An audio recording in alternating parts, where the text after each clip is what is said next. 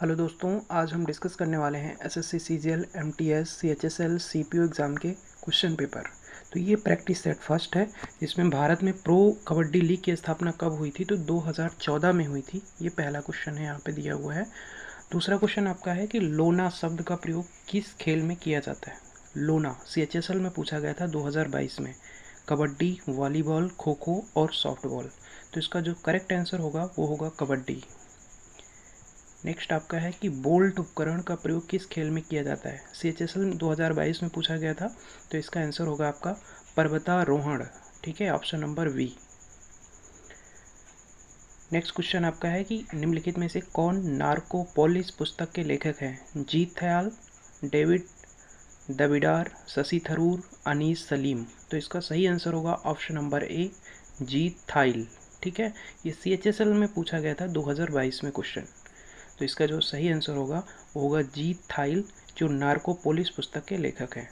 Next question है आपका कि बीटिंग स्ट्रीट समारोह निम्नलिखित में से किस स्थान पर आयोजित किया जाता है? सीपीओ में क्वेश्चन पूछा गया था, तो इसका आंसर होगा विजय चौक यानी दिल्ली में। ठीक है, सी ऑप्शन। तो सी ऑप्शन इसका करेक्ट आंसर होगा, विजय चौक।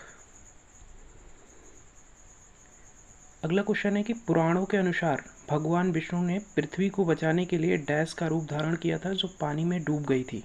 एक शेर, एक बाघ, एक वराह और एक हाथी। सीजीएल में पूछा गया था 2021 में, तो इसका सही आंसर होगा एक वराह।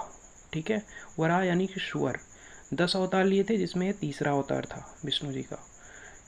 नेक्स्ट आपका है कि बांग्लादेश डैश से एक तक पाकिस्तान का एक भाग था। डैश से डैश तक पाकिस्तान का एक भाग था। सीपीओ 2020 में क्वेश्चन पूछा गया था, तो इसका सही आंसर होगा ऑप्शन नंबर बी, यानी 1947 से लेकर 1971 तक पाकिस्तान का एक भाग था। उसके बाद वो आज़ाद हो गया।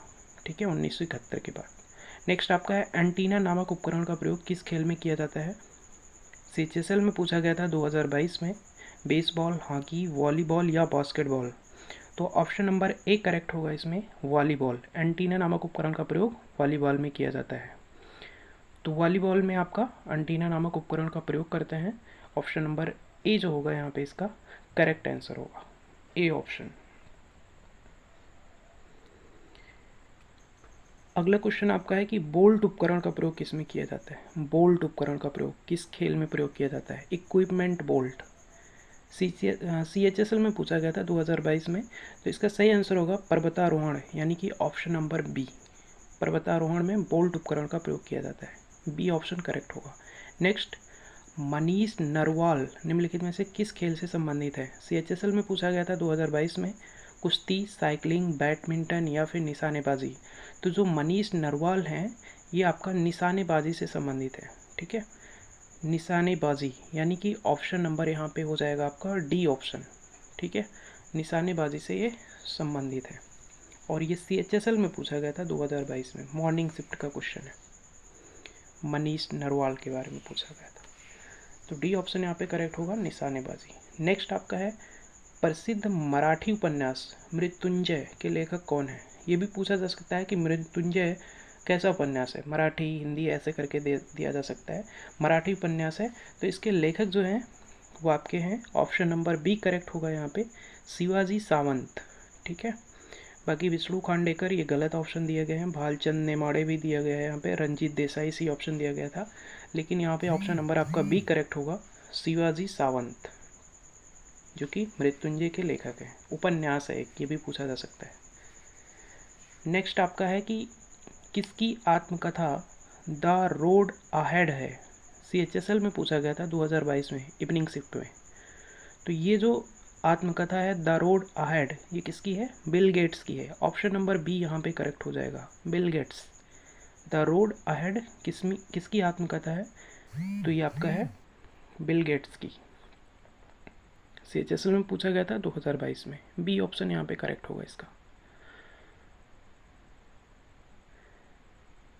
नेक्स्ट क्वेश्चन है आई मी माइन किस अंतर्राष्ट्रीय संगीतकार की आत्मकथा है? आई मी माइन सीएचएसएल में पूछा गया था 2022 में, तो इसका सही आंसर होगा option number A, George Harrison. George Harrison की ये आत्मकथा है आई मी माइन। ठीक है, ये एक अंतर्राष्ट्रीय संगीतकार है। नेक्स्ट आपका है राष्ट्रीय डोप परीक्षण प्रयोगशाला कहाँ स्थित है? मुंबई, बेंगलोर, पंजाब या नई दिल्ली? राष्ट्रीय डोप प्रशिक्षण प्रयोगशाला कहाँ पे स्थित है? तो अब इसका सही आंसर जो होगा वो ऑप्शन नंबर डी सही होगा, यहाँ पे नई दिल्ली में स्थित है। ठीक है, राष्ट्रीय डोप परीक्षण प्रयोगशाला कहाँ पे स्थित है? नई दिल्ली में स्थित है। CGL 2023 में क्वेश्चन पूछा गया था, तो ऑप्शन नंबर डी यहाँ पे इसका सही आंसर होगा। नेक्स्ट आपका है कि भारत किस वर्ष CITES यानी कि जंगली जीवों और वनस्पतियों पर लुप्त प्राय प्रजातियों में अंतर्राष्ट्रीय व्यापार पर कन्वेंशन का हस्ताक्षर करता बना? MTS 2021 में पूछा गया था मॉर्निंग शिफ्ट में। ऑप्शन 1980, 1983, 1976, 1975, ये 4 ऑप्शन थे, जिसमें आपका ऑप्शन नंबर डी करेक्ट होगा 1975 में। ठीक है, ऑप्शन नंबर डी। किस दिन के उत्सव के दौरान परमवीर चक्र, अशोक चक्र और वीर चक्र प्रदान किए जाते हैं? CGL 2023 का क्वेश्चन है, 4th शिफ्ट में पूछा गया था। गणतंत्र दिवस, स्वतंत्रता दिवस, गांधी जयंती या फिर भारतीय वायुसेना दिवस? इसमें कौन सा ऑप्शन सही है? तो ऑप्शन नंबर ए, गणतंत्र दिवस। ठीक है, अशोक चक्र, वीर चक्र और परमवीर चक्र प्रदान किए जाते हैं गणतंत्र दिवस पर। नेक्स्ट, विधान चंद राय पुरस्कार किस विषय में दिया जाता है? कानून में, वास्तुकला में, खेल में या फिर दवा में? तो ये दवा में दिया जाता है। ठीक है, मेडिसिन के क्षेत्र में। डी ऑप्शन यहाँ पे करेक्ट होगा। और कब स्थापित किया गया था? तो ये 1962 में स्थापित किया गया था। ठीक है, विधान चंद राय पुरस्कार कब स्थापित किया गया था? तो 1962 में मेडिसिन के क्षेत्र यानी दवा के क्षेत्र में दिया जाता है। पुलित्जर पुरस्कार जीतने वाले प्रथम भारतीय कौन है? CPO का क्वेश्चन है 2020 का। गोविंद बिहारी लाल, संघमित्रा, कलिता, झुम्पा लाहिड़ी, गीता आनंद?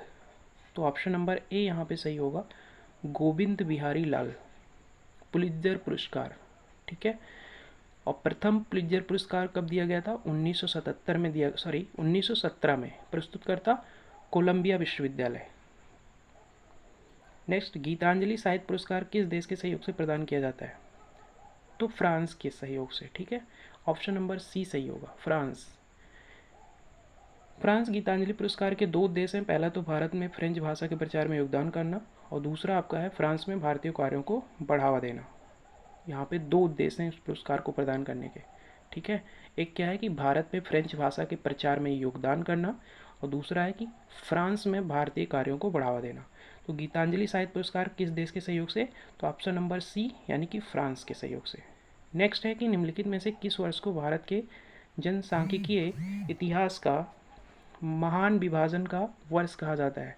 तो इसका सही आंसर होगा 1921 यानी कि 1921, बी ऑप्शन। ऋग्वेद पांडुलिपि किस वर्ष यूनेस्को की memory of the world register में शामिल की गई थी? CCSL में पूछा गया था 2020 में। तो इसका सही आंसर होगा ऑप्शन नंबर डी यानी कि 2007। ऋग्वेद कब शामिल हुआ था? 2007 में। डी ऑप्शन सही होगा इसका। नेक्स्ट, भारत में pin code postal index card कब शुरू किया गया था? 1949, 1969, 1972, 1963? तो इसका ऑप्शन नंबर सी सही होगा, 1972। नेक्स्ट आपका है कि क्रांतिकारी भगत सिंह की उम्र क्या थी जब उन्हें मृत्यु तक फांसी पर लटकाया गया था? 20 साल, 23 साल, 30 साल या 26 साल? तो 23 साल थी। ऑप्शन नंबर बी सही हो जाएगा, 23 मार्च 1931 को।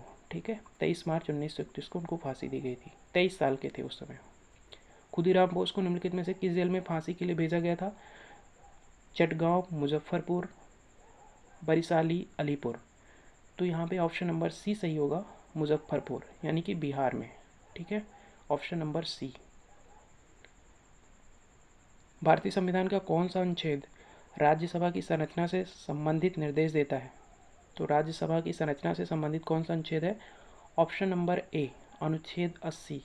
आर्टिकल 80 राज्यसभा की संरचना के बारे में हमें बताता है। ठीक है, भारतीय संविधान का आर्टिकल नंबर 80 जो है राज्यसभा की संरचना से संबंधित है। A option. 1975 में डैश की रात को इंदिरा गांधी ने राष्ट्रपति फखरुद्दीन अली अहमद से आपातकाल लागू करने की सिफारिश की थी। ये CPO 2020 में पूछा गया था 1 जून, 22 जून, 25 जून, 1 जुलाई। तो इसका सही आंसर होगा ऑप्शन नंबर सी, 25 जून। ठीक है, 25 जून को आपातकाल लागू करने की सिफारिश की थी, 25 जून 1975 को। ठीक है, और ये कब तक चला था? 23 मार्च 1977 तक बढ़ा दिया गया था। मुख्य कारण था इसका आंतरिक गड़बड़ी। पहला आपातकाल भारत चीन 26 अक्टूबर 1962 में